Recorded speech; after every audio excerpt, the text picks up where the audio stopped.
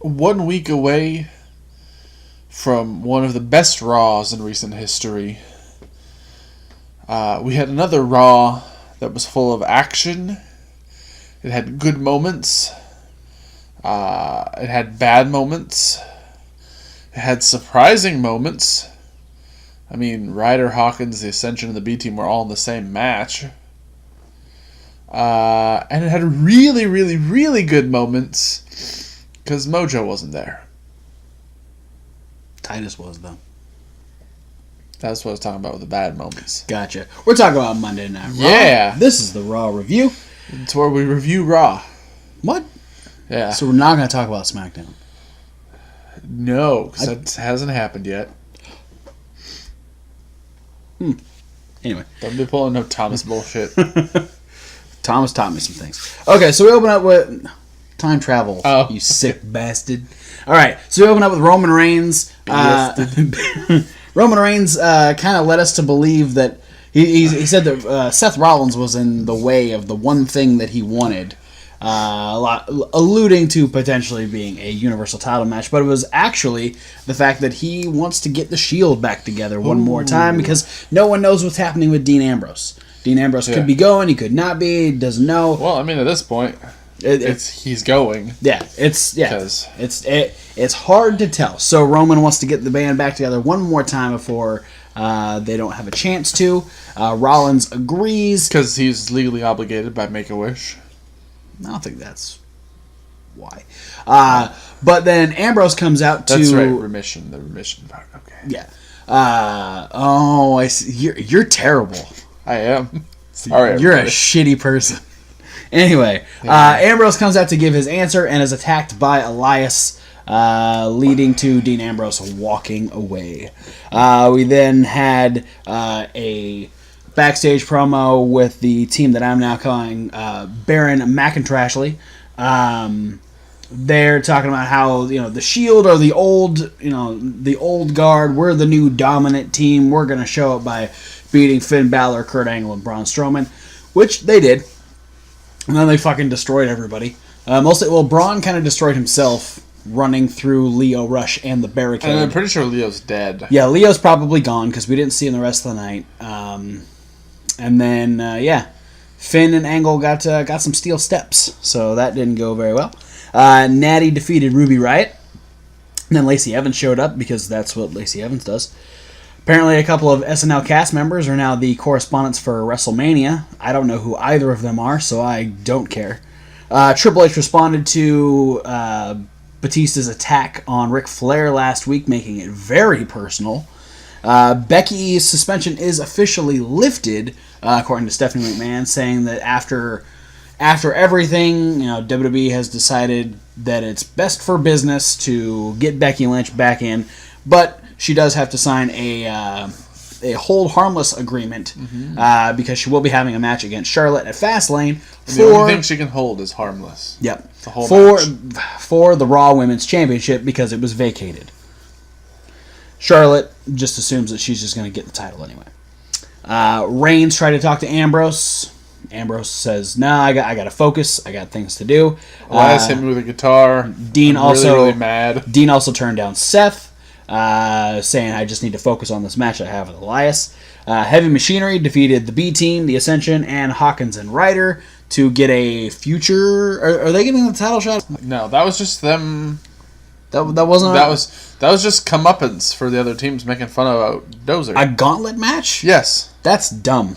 No, anyway. that's just because it's Heavy Machinery. They just buried everybody else.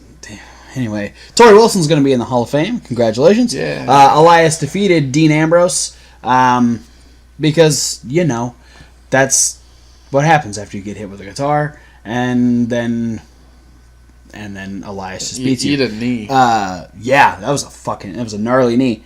So then there's Baron McIntyre ended up making their way back down, and then... Wait, is that what this is? Shield came out first to try and help Ambrose. Yeah. And then Ambrose is like, "No, I'm not doing this," and walked away. Then Baron McIntyre made their way down to the ring. Dean ended up running back in to help save Seth and Roman, and then we officially have a Shield reunion, and we will have a 6-man tag team match at Fastlane. Then Tamina defeated Sasha Banks. The Revival retained the Raw tag team titles over Aleister Black and Ricochet due to a disqualification after the Revival were attacked by Chad Gable and Bobby Roode.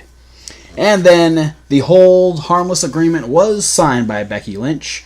The Raw Women's Championship was reclaimed by Ronda Rousey.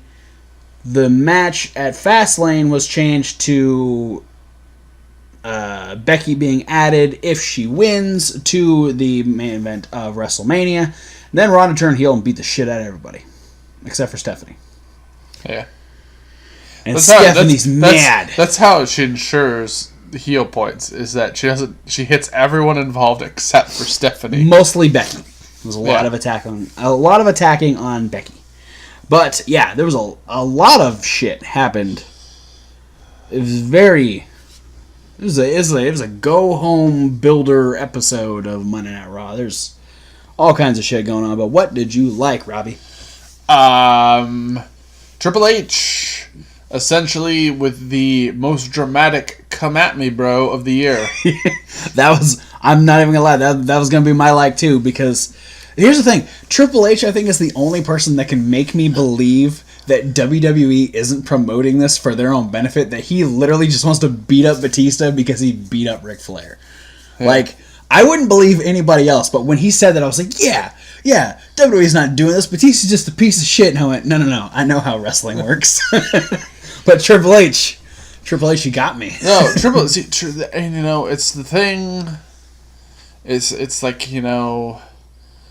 the guys from the era before where we are now that have a lot more experience on these kind of things, and it's why it just seems to take a lot of the guys a lot more time, especially people who aren't on the indies for a long time before they come to WWE. Right. Like fresh performance center talent.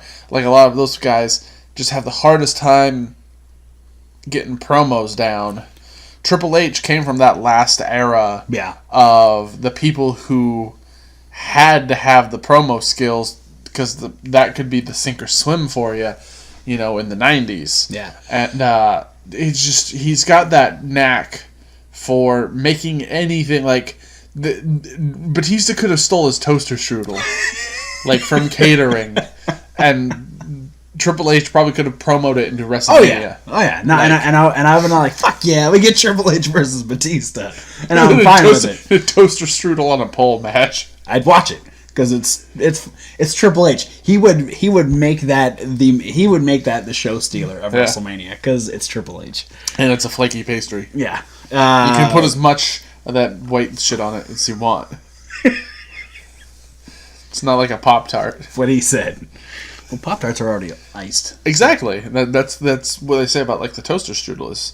You can put as much as you want or as little as you want. That's fair. Pop-Tart, you just get what they put on there. And it's the Burger King of breakfast. You can have it your way. Burger King already does breakfast. Burger King of breakfast things that aren't at Burger King. Anyway, what did you love? This one's a lot harder. And it always is. I really want to give it to something completely random, but I'm gonna say that for like a Revival didn't lose the tag titles. That's kind of what I figured. Yeah, man, that was my honorary like goes to the post-match trash talking, where Bobby Roode and Chad Gable are like, yeah, what now? And Ricochet's like, come on. And then Alistair's line is this how you conduct yourselves? I think I blocked that out. Alistair's not good at trash talking, I don't think. Like, he's Dutch. He's very... if he just started like, if I don't know, what are they speaking in Amsterdam? Holland? Well, he's from Amsterdam, Holland. Yeah. Amsterdam, they speak weed. No. What's happening to this show? I don't know. Just saying, there's a lot of dispensaries in Amsterdam. That's kind of what Amsterdam's known for. I don't. What Dutch? They speak Dutch. Okay. So maybe if he was speaking Dutch, it would have sounded more intimidating. Kind of. There's not much few languages from that region actually sound intimidating. That's fair.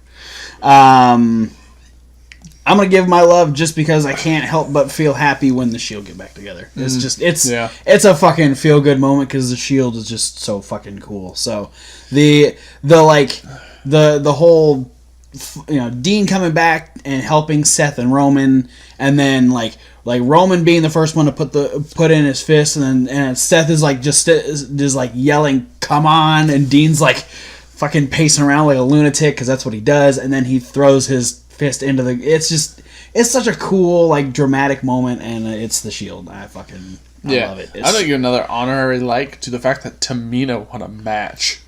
Yeah, singles match. That's a rarity. Tamina in a singles match is a rarity. That's true. But you know why? It's so Sasha won't lose her first title defense. Yeah. So it just ensures that Bayley and Sasha are keeping those tag titles on Sunday. Yeah. Oh man, we got another predictions coming right around the corner. Yeah, it's gonna happen in a couple days. Time to try and make up for the fact that you've had to spin that wheel a couple times. I'm not ready for it. But I feel like we're gonna agree a lot on this one. Is this gonna be a threefer? It better not be. It better not. Yeah. All right. Yeah. No. We'll talk about. We're not talking about that yet. We still got SmackDown. Hang on. Yeah. Chill the fuck out. What did you do? You said you disliked something. Titus. Well, yeah. Fuck that guy. Just saying. That's it? Nothing else? Honorary fuck you to Rude and Cable for attacking the Revival. But they're the reasons the Revival retained. Thank you. Fuck you. Don't add their names to the outro, please. No promises. Fair enough. I'm not gonna dislike anything because I'm trying to stay positive, even though there's stuff I didn't like. I'll just say I don't care about the SNL guys because I don't know who either of them are. Neither do a lot of people. They're there. One of them got a cheap Foley pop, and one of them got a cheap rival team heat. Yeah. By putting a baseball cap on. Good for you. All right. Well, that's it. The one guy did get assaulted by Braun Strowman though, which was kind of funny. Yeah, I don't believe he got held up that whole time and then just got dropped and was like, "Oh yeah, it's cool." Like he didn't shit himself being held up by Braun through an entire commercial break. He was in shock.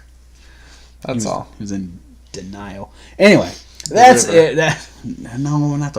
They weren't in Egypt. They were in Philadelphia. I get those two places confused all the time. You would. That's it for the Raw review, guys. Because I've been by Philly, so I know. Thanks for watching. Don't forget to like, comment, and subscribe. Click all those links down below. There are so many social media links. There's also a podcast link. That's the link down there that says SoundCloud. You can get this review and all of our regular reviews in podcast form, and there's Reasonable Wrestling Fans. It's reasonable with a W. Like wrestling, where we have a list of Robbie K. Sort of. Question Week with Thomas Wolf. Other videos loosely based around wrestling. We have an entire playlist of unboxing videos where we get cool shirts like this Big Van Vader shirt. Ooh. We get Micro Brawlers. We get Funko Pops. We get Braun. We get all kinds of cool shit. And as he was talking about, we have those predictions that lead into punishments. And there's an entire playlist of that. And you got the predictions video coming up at the end of the week. Yeah, you'll want to stay on. Which means, you don't get those on the SoundCloud. People don't want to hear your guess. You don't know. Let us know down below. Don't kink shame. Let us know, unless shaming is your kink. Yeah. I didn't want to steal your line. Thank you. Let us know down below if you appreciate Robbie K's gas. Yeah. But also, burps. Yeah, stay on this YouTube channel because that's the only way you're going to get the predictions. And look forward to hopefully him getting a punishment on that playlist over on Reasonable Wrestling Fans. But for now, guys, thanks for watching, and we'll see you at whatever video you decide to watch next. And just because he requested me to not add their names into this playlist, outro, I didn't. Fuck Mo Jordis.